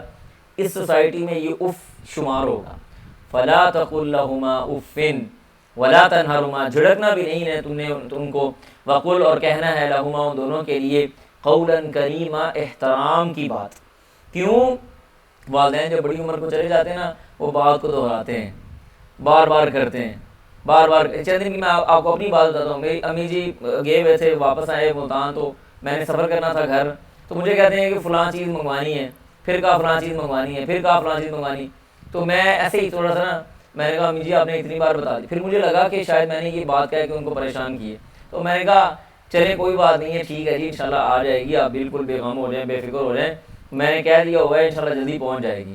تو بعض اوقات نہ چاہتے ہوئے بھی انسان کے منہ سے کوئی کلمہ اگر نکل جائے، اس کو احساس ہو جائے تو فوری طور پہ رجوع کر لے، معذرت کر لے، یا ایسی بات کرے کہ ان کا دل خوش ہو جائے، فوراً ان کے دل کے اندر پریشانی نہ رہے، اسی وقت ان کے ساتھ ایسا معاملہ کرے۔ اور میں خاص طور پہ بتاؤں، اگر والدہ کے ساتھ انسان کی تھوڑی سی ایسے بالکل یعنی عام ماحول کے اندر بھی تو تڑاک ہلکی سی ہو جائے، کسی وجہ سے کوئی تھوڑی بہت بات اوپر نیچے ہو جائے، تو بندے کا دل بڑا پریشان رہتا ہے۔ یہاں پہ میری ایک بات بڑے اچھی طرح سے سمجھ لیجیے گا، اللہ تعالیٰ نے والدین کی خدمت کے اندر انسان کی دونوں حیات کی کامیابی رکھی ہے۔ میں یہ آبزرویشن یعنی میری اپنی آبزرویشن ہے، ہو سکتا ہے غلط بھی ہو، اگر کوئی آدمی یہ سمجھتا ہے نا کہ اس کے رزق میں تنگی ہے، رزق میں اضافہ نہیں ہو رہا، تو اس کے والد صاحب حیات ہیں تو اس کو چاہیے اپنے باپ کے ساتھ صلہ رحمی کرے، اس کے اوپر مال کو خرچ کرے، اس کے ساتھ اچھے انداز سے پیش آئے، اللہ اس کو دنیا دینی شروع کر دے گا، یعنی دنیا کا مال اس کے پاس، اس کے مال کے اندر برکت آنا شروع ہو جائے گی۔ اور اگر کوئی آدمی یہ سمجھتا ہے کہ میری نیکی، تقوی اور اچھائی والی زندگی کے اندر برکت ختم ہو گئی ہے، اللہ مجھے نیکی کرنے کی توفیق نہیں دے رہا، تو وہ اپنا محاسبہ کرے، کہیں نہ کہیں اس نے اپنی والدہ کا دل دکھایا ہے، یا وہ اپنی والدہ کے ساتھ اس کے معاملات اچھے نہیں ہیں، وہ ان کی اطاعت نہیں کر رہا۔ اس کو چاہیے اپنی ماں کے ساتھ، اپنی والدہ کے ساتھ فرما برداری سے پیش آئے، اطاعت کے ساتھ پیش آئے، محبت اور عاجزی اور انکساری کے ساتھ پیش آئے۔ واللہ یقین کریں اس آدمی کی نیکی والی زندگی سٹارٹ ہو جائے گی، اس کو اللہ توفیق دینا شروع کر دے گا کہ تم جاؤ فلاں نیکی کرو، فلاں جگہ پہ اپنا حصہ شامل کرو، تم نمازیں قائم کرو، تم دیگر اچھے اچھے کام کرو، اللہ اس کی نیکی والی زندگی کے اندر برکت دے دے گا، اس کو توفیق ملے گی نیکی کی۔ تو یہ دونوں چیزیں تجربے سے ثابت ہیں، آپ کر کے دیکھ لیں۔ اس کے بعد آگے اللہ فرماتے ہیں وَخْفِضْ، اور پھیلائیے، لہما، ان دونوں کے لیے، جناحً، یعنی جناح کا مطلب ہوتا ہے پر یا باہیں آپ کہہ لیں، الذل کیا مطلب ہے، یعنی عاجزی کے ساتھ ان کی طرف باہیں پھیلاؤ، من الرحمتی، اور رحمت سے، وقل، اور کہو، ربی، اے میرا رب، ارحمہما، ان دونوں پہ رحم کر، کما، جیسے، ربیانی، انہوں نے میری تربیت کی، مجھے پالا پوسا، میری نشو و نما کی، صغیراً، جب میں چھوٹا تھا۔ انسان تھوڑا اندازہ تو کرے کہ اس کے باپ نے، ہمارے یہاں تو بچے جوان ہو کے پتا کیا کہ آپ نے ہمارے لیے کیا کیا ہے جی،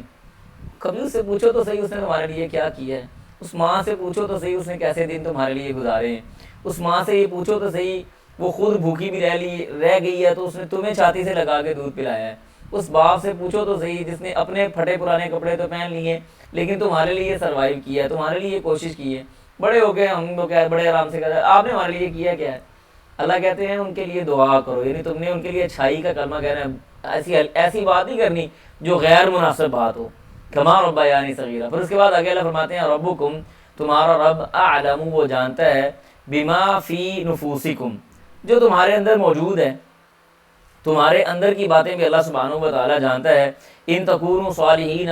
اگر ان تکونوا، اللہ فرماتے ہیں ان تکونوا صالحین، ان تکونوا صالحین، اگر تم یعنی صالح ہو، فإنہ، تو بے شک وہ، کان ہے للأوابین، اللہ فرماتے ہیں رجوع کرنے والا،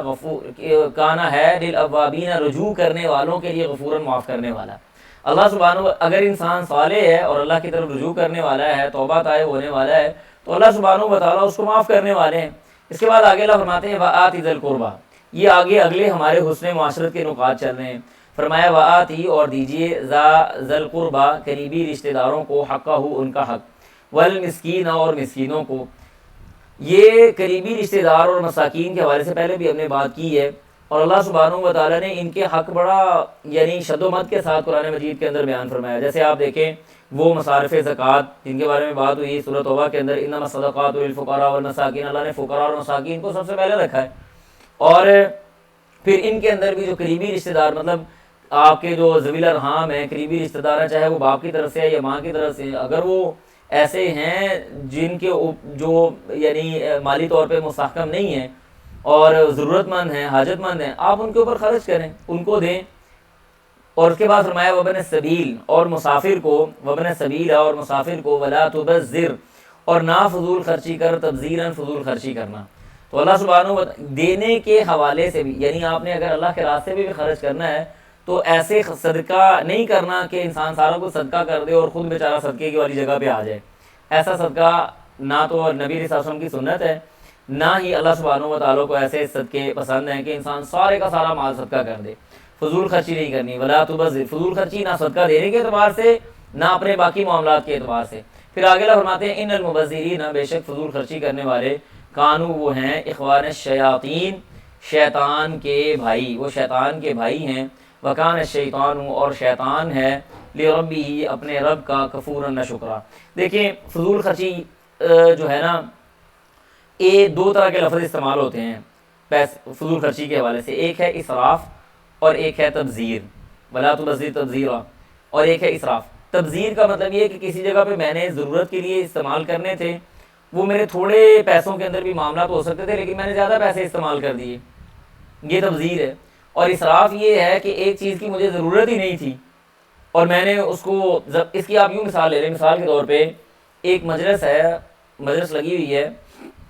اور مجلس کے اندر 5-6 لوگ یا 7 لوگ یا 10 لوگ بیٹھے ہیں، وہاں پہ 6 پنکھے چل رہے ہیں۔ اس مجلس کو 2 پنکھوں کی ضرورت ہے لیکن پنکھے 6 چل رہے ہیں، تو ہم کہیں گے یہ تبذیر ہے، یہ تبذیر ہے۔ اور اگر یہ 6 کے 6 لوگ یا 7 کے 7 لوگ یا 10 کے 10 لوگ اٹھ کے کمرے سے باہر چلے جاتے ہیں اور پنکھے سارے چلتے چھوڑ جاتے ہیں، تو یہ اسراف ہے، حد سے تجاوز کرنا، حد سے تجاوز کرنا۔ تو اس مثال سے انشاءاللہ امید ہے کہ آپ کو اسراف اور تبذیر کے درمیان میں فرق بھی واضح ہو گیا ہوگا۔ اس کے بعد آگے اللہ فرماتے ہیں وَإِمَّا تُعْرِضَنَّ، اور اگر تُعْرِضَنَّ تو منہ پھیر لے، عنہم ان سے، کس لیے، ابتغاء تلاش کرتے ہوئے، رحمت کو، من ربک اپنے رب سے، تو اللہ فرماتے ہیں ترجوہا،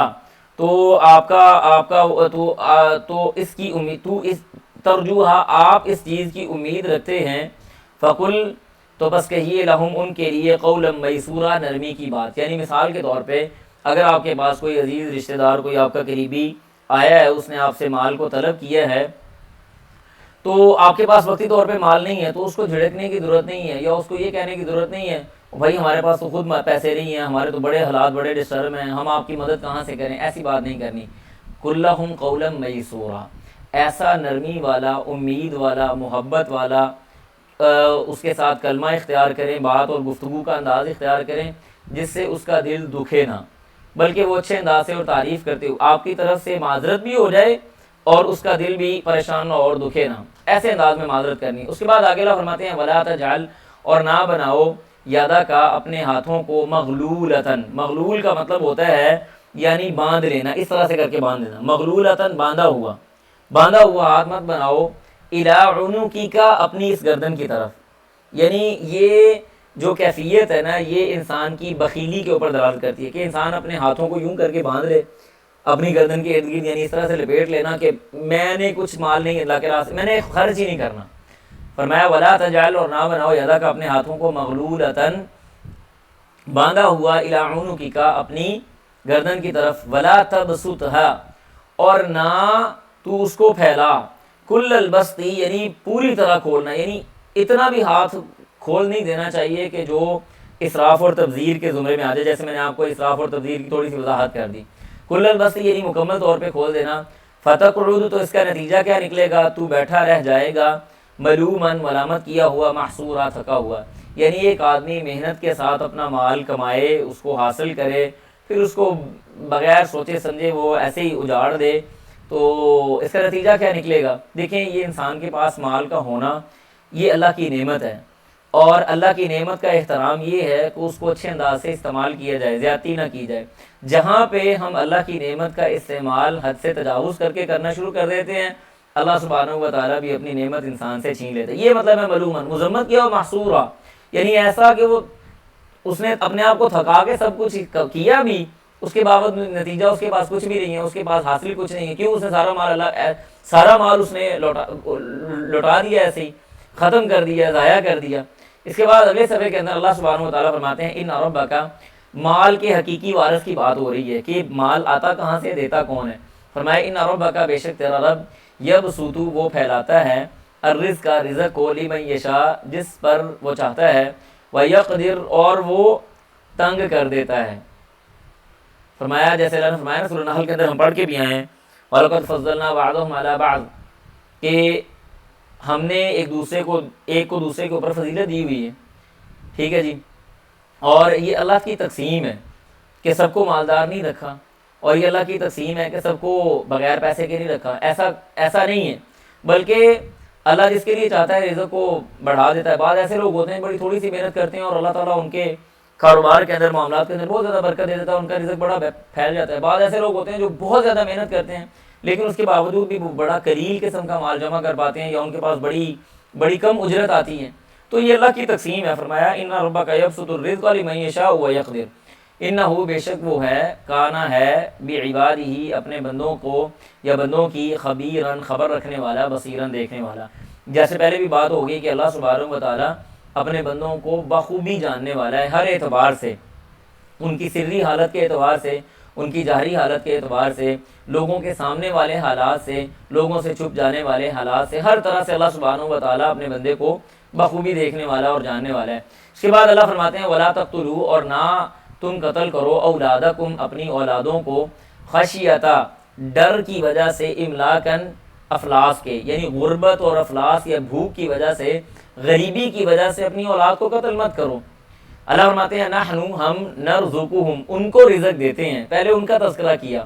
وَإِيَّاكُمْ اور پھر تمہیں رزق دیتے ہیں۔ یہاں پہ میری بات بڑے غور سے سننے کی کوشش کریں۔ دیکھیں مشرکین مکہ کے اندر میں یہ سمجھتا ہوں، مشرکین مکہ کے اندر ایک بیماری یہ تھی کہ وہ اپنی بیٹیوں کو زندہ درگور کر دیتے تھے، مار دیتے تھے، قتل کر دیتے تھے۔ اس کی وجہ ایسا نہیں تھا کہ ان کے پاس پیسہ نہیں تھا یا وہ غریبی کی وجہ سے یہ کام کرتے تھے، ایسا ہرگز نہیں تھا۔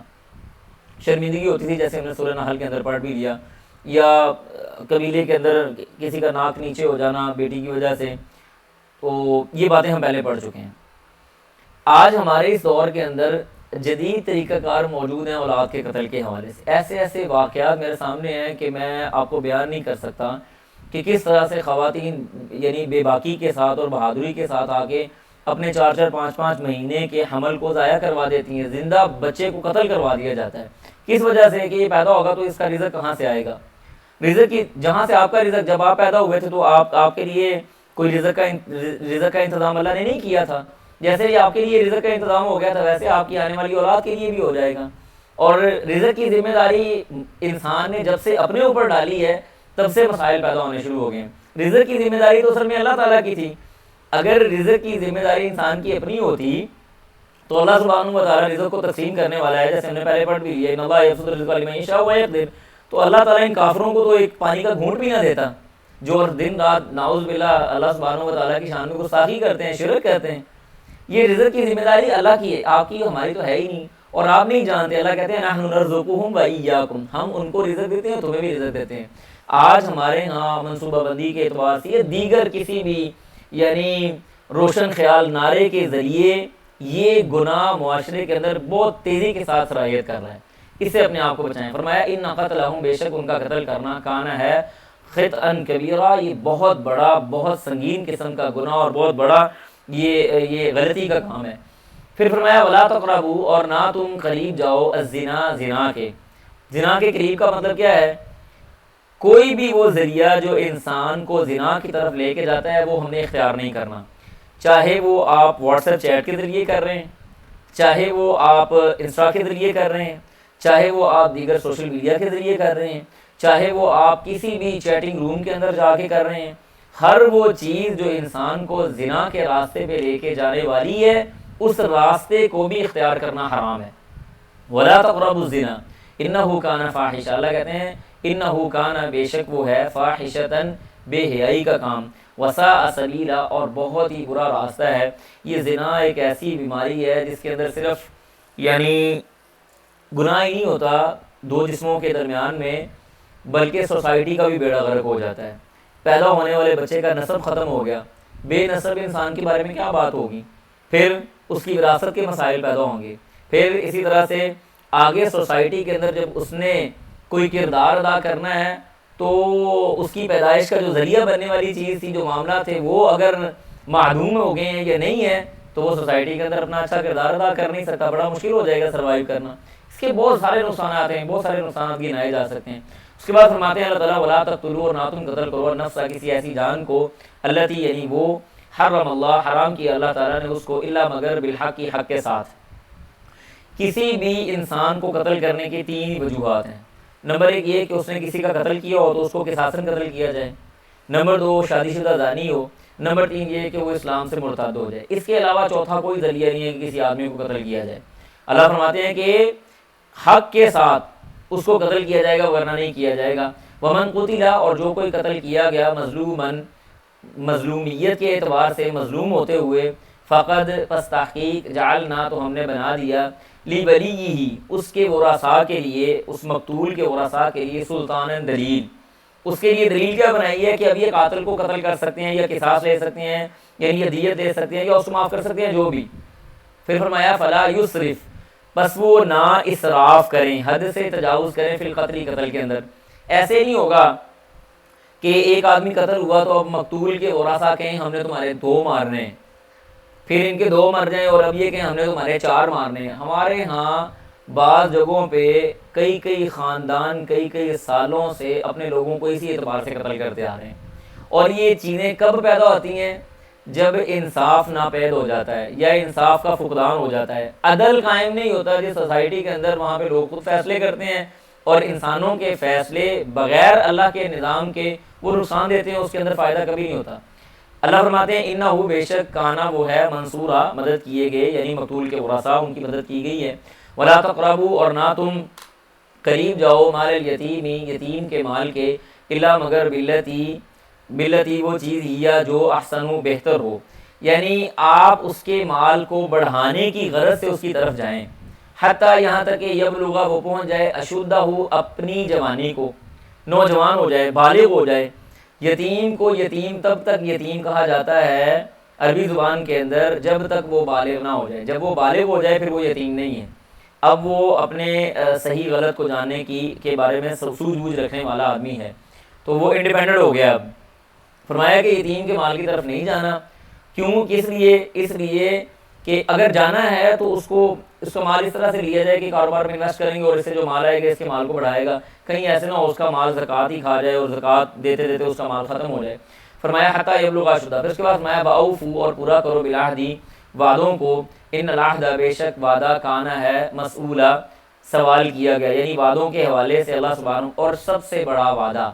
یاد رکھیں، سب سے بڑا جو وعدہ ہے وہ انسان کا اللہ تعالیٰ سے ہے، اور وہ کیا ہے؟ وَإِذَا أَخَذَ رَبُّكَ مِن بَنِي آدَمَ مِن ظُهُورِهِمْ ذُرِّيَّتَهُمْ وَأَشْهَدَهُمْ عَلَىٰ أَنفُسِهِمْ أَلَسْتُ بِرَبِّكُمْ، آیت میثاق، عہد الست۔ انسان کا سب سے بڑا وعدہ عبد کا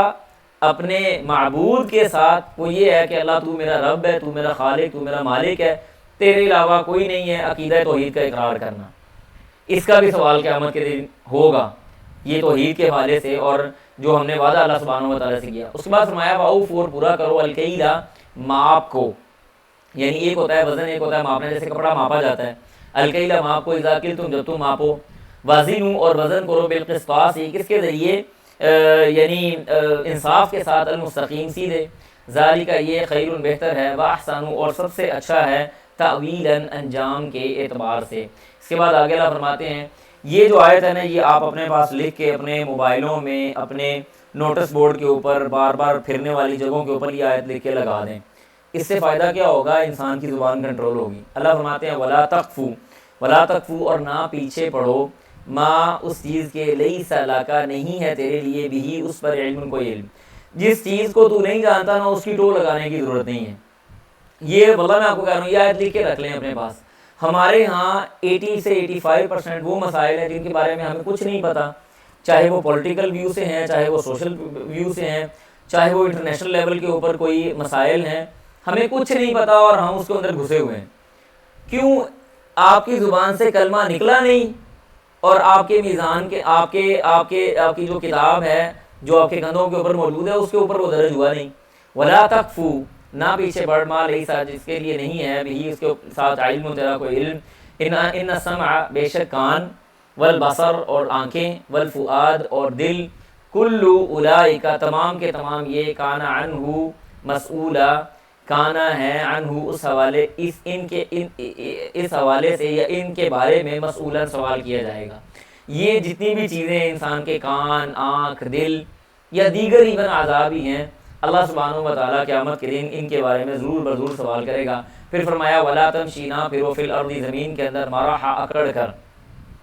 انکا بے شک تو لن تخرقا نہیں پھاڑ سکتا الارض زمین کو، ولن تبلغا اور نہ ہی تو سر کر سکتا ہے الجبال پہاڑوں کو، طولن ان کی اونچائی کو، ان کی بلندی کو تو نہیں پہنچ سکتا۔ کل ذالک یہ سارے کا سارا، کل تمام ذالک یہ کانا ہے، سیئہ اللہ سبحانہ و تعالیٰ کہتے ہیں یہ برائی ہے، عند ربک تیرے رب کے پاس، مکروہن ناپسندیدہ۔ یہ ساری کی ساری جو برائیاں تمہارے سامنے موجود ہیں، اکڑ کے زمین پہ چلنا، کیا انسان کی اوقات کیا ہے کہ اللہ سبحانہ و تعالیٰ نے ایک نطفے سے انسان کو پیدا کیا، اور اس کی بات بھی اللہ نے سورہ نحل کے اندر بیان فرمائی ہے، فَإِذَا هُوَ خَصِيمٌ مُبِينٌ، جوان ہو گیا تو لڑنے لگ گیا، جوانی آئی تو کہنے لگا جی میں زمین کو بھی پھاڑ دوں گا، آسمان کو بھی نیچے کر لوں گا، اور سمندروں کے اوپر پتہ نہیں میں اپنے مکان بنا لوں گا اور کیا کچھ کروں گا۔ ایسی بات نہیں ہے، یہ تکبر ہے، اور تکبر صرف اللہ سبحانہ و تعالیٰ کی شان ہے۔ اللہ فرماتے ہیں ذالک یہ بما اس سے ہے، اوحا جو وحی کیا گیا الیک آپ کی طرف، ربک تیرے رب کی طرف سے، من الحکمت حکمت کی باتیں اور دانائی کی چیزیں ہیں، ولا تجعل نہ بنائیے مع اللہ اللہ کے ساتھ الہا آخر کسی دوسرے الہ کو، فتلقا تو کیا ہو جائیں گے، فتلقا اللہ کہتے ہیں فتلقا پھر ڈال دیے جاؤ گے، فی جہنم جہنم میں، ملومن ملامت زدہ ہو کر، مدحورا اور دھتکارے ہوئے۔ افا اسفاکم اس کے بعد آگے اللہ فرماتے ہیں کیا تمہیں افا اسفاکم کیا تم نے چن لیا ہے، ربکم افا اسفاکم کیا تمہیں چن لیا ہے، ربکم تمہارے رب نے۔ یہ مشرکین مکہ کے حوالے سے بات ہو رہی جو پہلے بھی ہم نے بات کی تھی کہ مشرکین مکہ کہتے تھے کہ بیٹے تو ہمارے لیے اور اللہ کے لیے بیٹیاں ہیں۔ اللہ کہتے ہیں افا اسفاکم کیا تم کو ربکم تمہارے رب نے چن لیا ہے، بالبنین کے بیٹے ہی تمہیں دینے ہیں،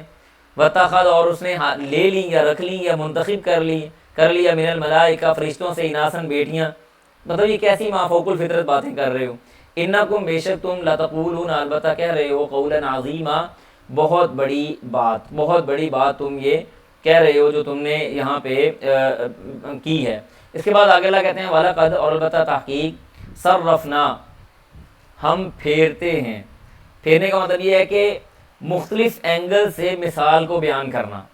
فرمایا صرفنا ہم نے ڈیفرنٹ ٹائپ کی ایگزامپلز تمہارے سامنے رکھی ہیں، فی ھذا القرآن اس قرآن کے اندر، کس لیے، لیذکروا تاکہ وہ نصیحت حاصل کر لیں۔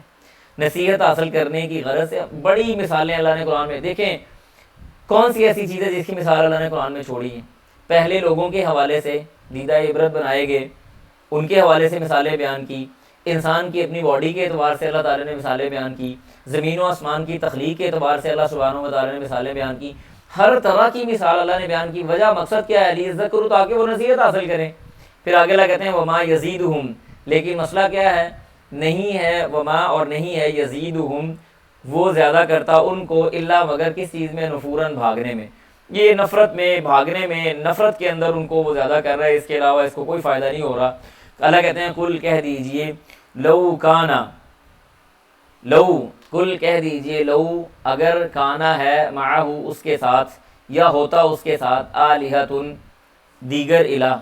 کما یقولون جیسے وہ کہتے ہیں، اذن تب، لبتغوا البتہ وہ تلاش کرتے، الی ذی العرش عرش والے کی طرف، سبیلا راستہ،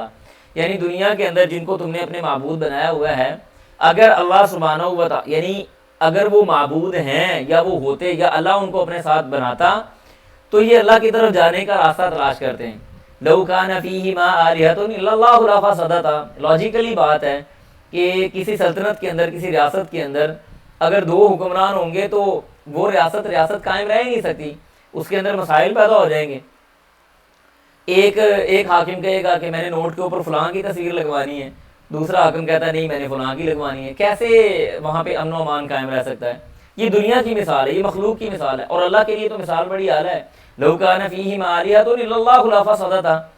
تو یہ پڑھی لکھی بات ہے، دو الہ ہوتے تو مسائل زیادہ پیدا ہونے تھے۔ سبحانہ وہ تو پاک ہے، وتعالی اور وہ بلند ہے، عما اس سے، یقولون جو وہ کہتے ہیں، علوا بہت بلند ہے، کبیرہ اور بہت بڑا ہے۔ اللہ سبحانہ و تعالیٰ ان کی باتوں سے، ان کے الزامات کے، ان کے معاملات سے بڑا بلند و بالا ہے۔ اللہ کے بلند و بالا ہونے کی ایک مثال کیا ہے، تسبح لہ السماوات السبع والارض، وہ ایسی ذات، ایسی بلند و بالا، ایسی جاہ و جلال والی، ایسی عظیم ہستی ہے، تسبح کے تسبیح بیان کرتی ہیں، لہو اس کے لیے، السماوات سب ساتوں کے ساتوں آسمان اس کی تسبیح بیان کرتے ہیں،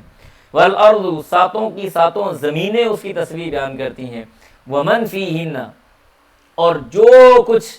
اس زمین و آسمان کے اندر ہے وہ سب چیزیں اللہ کی تسبیح بیان کرتی ہیں۔ اللہ کی تسبیح بیان کرنے کے دو چیزیں ہیں، ایک ہوتا ہے تسبیح بیان کرنا یعنی اللہ سبحانہ و تعالیٰ کی پاکی بیان کرنا، عیوب کی نفی، نقائص کی نفی کر دینا۔ ایک تسبیح کا مطلب ہوتا ہے حکم کی بجاوری اتنی تیزی کے ساتھ کرنا کہ دائیں بائیں نہیں مڑنا۔ مخلوقات یہ دونوں طرح کی تسبیح اللہ کے لیے کرتی ہیں، دونوں طرح کی تسبیح۔ سبحان یعنی تسبح، یعنی اللہ سبحانہ و تعالیٰ فرشتے کو کہہ دے کہ تم نے فلاں جگہ پہ جا کے بادل کو ہانکو اور لے جاؤ، وہاں پہ جا کے بارش کرو، تو وہ یہ نہیں کہتا اللہ تعالیٰ جی مجھے ذرا آدھے گھنٹہ ریسٹ کرنے دے پھر میں جاتا ہوں، ایسے نہیں ہوتا۔ فوراً اسی وقت اس جگہ پہ جا کے جہاں پہ اللہ نے حکم دیا عمل کرنا۔ تسبح لہ السماوات والسبع والارض ومن فیہن۔ پھر اس کے بعد اللہ فرماتے ہیں وَإِن مِّن شَيْءٍ وَإِن مِّن شَيْءٍ اور نہیں ہے کسی بھی چیز سے الا مگر یسبح وہ تسبیح بیان کرتی ہے اس کی بحمدہ اس کی حمد کے ساتھ، ولیکن اور لیکن انسان کے ذہن میں یہ بات آنی تھی، آتی بھی ہوگی، آئے گی بھی، اس ذہنی اشکال کو اللہ نے دور کر دیا۔ ولیکن اور لیکن لا تفقہون تم نہیں سمجھتے تسبیحہم ان کی تسبیح کو، انہ بے شک وہ ہے کان حلیما اللہ سبحانہ و تعالیٰ وہ بڑا بردبار ہے، غفوراً وہ معاف کرنے والا ہے۔ اس کے بعد اللہ تعالیٰ فرمایا فَإِذَا قَرَأْتَ وَإِذَا اور جب قرأت آپ پڑھتے ہیں القرآن قرآن کو، جعلنا تو ہم بنا دیتے ہیں بینک آپ کے درمیان، وبین الذین اور ان لوگوں کے درمیان لا یؤمنون جو نہیں ایمان رکھتے بالآخرت یا آخرت کے اوپر، حجاباً ایسا پردہ مستورا جو چھپا ہوا ہے، یعنی جیسے اللہ نے فرمایا نا وَلَقَدْ ذَرَأْنَا لِجَهَنَّمَ كَثِيرًا مِنَ الْجِنِّ وَالْإِنسِ لَهُمْ قُلُوبٌ لَا يَفْقَهُونَ بِهَا وَلَهُمْ أَعْيُنٌ لَا يُبْصِرُونَ بِهَا وَلَهُمْ آذَانٌ لَا يَسْمَعُونَ بِهَا أُولَٰئِكَ كَالْأَنْعَامِ بَلْ هُمْ أَضَلُّ کہ انسان کے پاس کان ہیں، آنکھیں ہیں، دل ہے، سب کچھ ہے، لیکن نہ وہ کان سن رہے ہیں، نہ آنکھیں دیکھ رہی ہیں، نہ دل سمجھ رہا ہے۔ أُولَٰئِكَ كَالْأَنْعَامِ وہ جانوروں کی طرح ہیں، بل ہم اضل بلکہ ان سے بھی زیادہ گمراہ ہیں۔ کیوں؟ ایسے پردے اللہ سبحانہ و تعالیٰ نے حائل کر دیے جو قرآن ان کے دل کے اندر نہیں اترتا، بلکہ وہ یہ کہتے ہوتے تھے کہ جب قرآن کی آواز آتی تو پتہ کیا کہتے تھے؟ کہتے تھے لا تسمعوا لهذا القرآن والغوا فيه لعلكم تغلبون، تم یہ قرآن مت سنو، فٹافٹ سائڈ پہ ہو کے بھاگ جاؤ، کہیں ایسے نہ ہو یہ قرآن تمہارے اوپر غالب آ جائے۔ والغوا فيه لعلكم تغلبون۔ پھر اس کے بعد اللہ فرمایا وجعلنا اور ہم نے بنایا علی قلوبہم ان کے دلوں کے اوپر اکینۃ بوجھ، یہ قرآن ان کے دلوں کے اوپر بوجھ بنایا، ان یفقہوہ کہ وہ اس کو سمجھ سکیں، وفی آذانہم اور ان کے کانوں میں وقرن یہ کیا ہے کانوں کے اندر بھی، یعنی یہ بوجھ بطور بوجھ قرآن مجید ہے۔ وَإِذَا ذَكَرْتَ اور جب آپ ذکر کرتے ہیں ربک اپنے رب کا، فی القرآن قرآن کے اندر، وحدہ اس اکیلے کا، وَلَّوْا وہ پلٹ جاتے ہیں، عَلَىٰ أَدْبَارِهِمْ اپنی پیٹھوں کے بل، یعنی پیٹھ پھیر کے بل وہ مڑ جاتے ہیں، نفورا بھاگتے ہوئے، نفرت کرتے ہوئے نکل جاتے ہیں۔ یاد رکھیں جہاں پہ بھی اللہ سبحانہ و تعالیٰ کا اکیلے کا تذکرہ آئے گا تو دل کس کا تنگ پڑے گا؟ وہ بندہ جس کے دل میں اللہ سبحانہ و تعالیٰ کا وہ اللہ سبحانہ و تعالیٰ کی وہ عزت اور احترام نہیں ہوگا۔ آج بھی ہمارے ہاں بعض ایسے لوگ پائے جاتے ہیں کہ اگر آپ اکیلے اللہ سبحانہ و تعالیٰ کا تذکرہ کریں گے تو وہ کہیں گے یہ کیا تم نے اللہ اللہ لگائی ہوئی ہے بھائی، یہ کیا تم عقیدہ توحید کو بیان کرتے جا رہے ہو۔ یہ مشرکین مکہ کی بھی حالت تھی، ان کے سامنے جب اللہ سبحانہ و تعالیٰ کے طرف سے تذکرہ ہوتا تو وہ بھاگ جاتے نفرت کرتے ہوئے اور مڑ جاتے کہ یہ کیا بات ہوئی بھائی، اکیلے اللہ کا ذکر ہو رہا ہے، کسی اور کی کوئی بات ہی نہیں ہو رہی۔ تو یہ انسان کو اپنے ایمان کے اس لیول کو چیک کرنے کی ضرورت ہے۔ اللہ کہتے ہیں نحن اعلم، نحن ہم اعلم جانتے ہیں، بما یستمعون بما جس وجہ سے یستمعون وہ سنتے ہیں، بھی اس کو، اذ جب یستمعون وہ سنتے ہیں، الیک آپ کی طرف، وَإِذْ اور جب ہم وہ نجوا سرگوشی کرتے ہیں، اذ یقولو جب کہتے ہیں الظالمون ظالم لوگ، ان تتبعون نہیں تم پیروی کرتے الا مگر رجلاً ایسے آدمی کے مسحورا جو جادو زدہ ہے۔ یہاں پہ یہ بات ذہن میں رکھنی چاہیے کہ یہ مشرکین مکہ بنیادی طور پہ قرآن مجید اس لیے نہیں سنتے تھے کہ ان کو ہدایت ملے، بلکہ یہ قرآن جب ہدایت کے لیے ہوتا تو یہ ان کے اوپر بوجھ ہو جاتا، یہ بھاگ جاتے۔ مقصد ان کا قرآن سننے کا یہ تھا کہ اس کے اندر سے یہ غلطیاں تلاش کریں اور پھر لوگوں کے سامنے جا کے بیان کریں، اپنی مرضی کے مطابق لوگوں کو بتائیں، اور پھر یہ بات آگے بیان کریں کہ دیکھو یہ قرآن وہ لے کے آیا ہے اور جس آدمی کی پیچھے تم جا رہے ہو، جس کی تم پیروی کر رہے ہو، یہ تو ایک جادو زدہ آدمی ہے، کیوں تم اس کے پیچھے جا رہے ہو؟ اور ہمیشہ جب بھی عقیدہ توحید کی بات ہوتی ہے یا اللہ سبحانہ و تعالیٰ کے خالص ذکر کی بات ہوتی ہے، تو آج کی سوسائٹی کے اندر بھی ایسے لوگ موجود ہیں جو کہتے ہیں یار یہ تو ایسے ہی ایک ہی باتیں کرتے رہتے ہیں، چھوڑیں آپ ان کی کیا بات کرنی ہے۔ ہمارے ہاں ایسے لوگ، مسلمانوں کے اندر بھی ایسے لوگ موجود ہیں جو رسول اللہ صلی اللہ علیہ وسلم کی حدیث کو پڑھتے سنتے صرف اس مقصد کے لیے ہیں کہ اس میں سے کوئی ایسی بات نکالیں جو قابل اعتراض بنائی جائے اور پھر لوگوں کے سامنے پیش کر دی جائے، لوگوں کے سامنے رکھی جائے، دیکھو جی یہ تمہارا دین ہے، اس اعتراض کا جواب دو۔ گو کہ اس کا اعتراض کا جواب موجود ہوتا ہے، لیکن پڑھنے اور سننے کا مقصد ہدایت نہیں ہوتا۔ پڑھنے کا مقصد اور سننے کا مقصد اس میں سے غلطیاں نکالنا ہوتا ہے یا اپنی مرضی کے مطابق اعتراض پیش کرنا ہوتا ہے۔ تو اللہ، یہ مشرکین مکہ کی روش تھی، مومن کی یہ روش کبھی نہیں ہوتی۔ اس کے بعد اللہ کہتے ہیں انظر، دیکھیے کیفا کیسے، ضربوا بیان کی اس نے علاقہ تمہارے لیے، الامثال مثالیں، فضلوا تو وہ کیا ہو گیا، وہ گمراہ ہو گئے، وہ گمراہ ہو گئے، فلا یستطیعون پس نہیں ہے ان کے لیے استطاعت، سبیلا کسی راستے کی۔ دیکھیں جس بندے کو اللہ تعالیٰ گمراہ کر دے نا، اس آدمی کے لیے ہدایت کا کوئی راستہ نہیں ہے۔ جس آدمی کو اللہ نے، اور جس آدمی کو اللہ ہدایت دے دے، اللہ سبحانہ اس کو کوئی گمراہ نہیں کر سکتا۔ یہ سادہ سا قاعدہ ہے۔ پھر آگے لگاتے ہیں وقال، انہوں نے کہا اِذا کیا جب کننا ہم ہو جائیں گے، عظاماً ہڈیاں، ورفاتاً اور کیا ہو جائیں گے ہم، ریزہ ریزہ ہو جائیں گے، یعنی ہماری ہڈیاں ختم بھی ہو جائیں گی، ریزہ ریزہ ختم ہو جائیں گے، اِنَّا لَمَبْعُوثُونَ کیا ہم دوبارہ اٹھائے جائیں گے، خلقاً جدیدہ نئی تخلیق کے اوپر۔ یہ بات آج بھی ہمارے ہاں لوگوں کو مافوق الفطرت لگتی ہے، حالانکہ ایسی کوئی بات نہیں۔ اللہ کہتے ہیں قل کہہ دیجئے کونو تم ہو جاؤ حجارتاً پتھر، او حدیدہ یا تم لوہے بن جاؤ، او خلقاً یا کوئی ایسی مخلوق، مما اس سے، یکبر جو بڑی ہو، فی صدورکم تمہارے دلوں کے اندر، یعنی تمہارے دلوں کے اندر اگر پتھر اور لوہے سے زیادہ بڑی یا سخت بھی کوئی مخلوق ہے تو تم وہ بھی بن جاؤ۔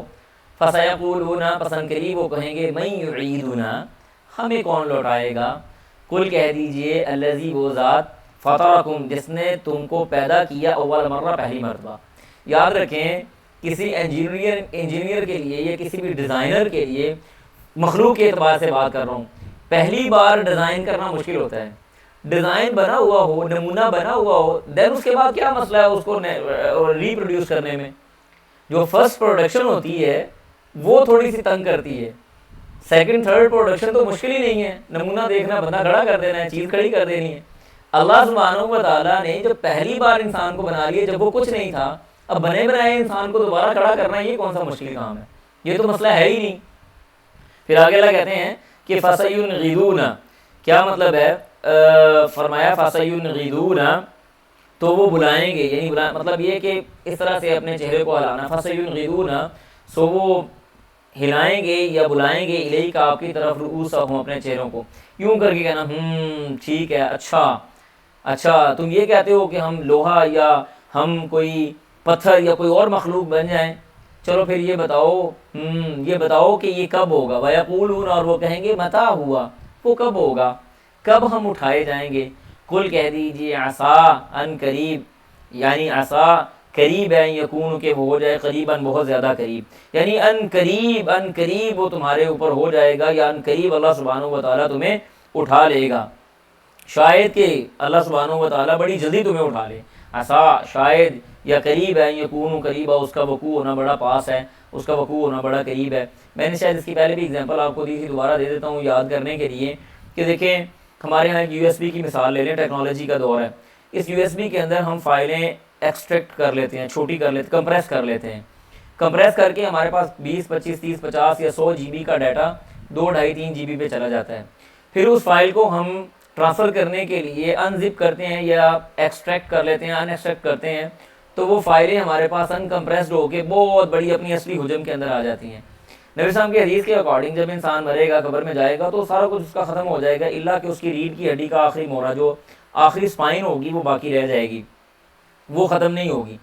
تو کیا اللہ کے لیے مشکل ہے کہ انسان کی جتنی بھی ہمارا DNA ہے، ہماری کوڈنگ ہے، اللہ تعالیٰ اس DNA کی پوری کوڈنگ کر کے اس چھوٹی سی ریڑھ کی ہڈی کی اسپائن کے اندر ڈال دیں، اور جب قیامت آئے گی تو اللہ سبحانہ و تعالیٰ اس اسپائن کے اندر اس جو کوڈ ہے ہمارے DNA کا، اس کو ڈی کوڈنگ کر کے پورے کا پورا بندہ کھڑا کر دے۔ فکشن کی دنیا چل رہی ہے نا، تو یہ سمجھنا مشکل ہے.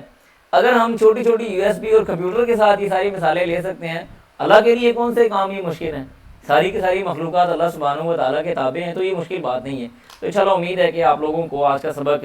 کسی حد تک انشاءاللہ بزنس سمجھ آیا ہوگا. جو بھی آپ کے سامنے رکھا ہے جو صحیح باتیں یقیناً وہ اللہ سبحانہ و تعالیٰ کی طرف سے ہیں, اور اگر کوئی بات بری نکل گئی ہے منہ سے یا کوئی کلمہ خاطئہ نکل گیا ہے تو وہ میرے شر کی طرف سے یا شیطان کی طرف سے ہے. اللہ سبحانہ و تعالیٰ اس پہ ہمارا مواخذہ نہ کرے. کفارہ مجلس کی دعا پڑھ لیں. سبحانک اللہم و بحمدک اشہد ان لا الہ الا انت استغفرک و اتوب الیک. والسلام علیکم ورحمۃ اللہ وبرکاتہ.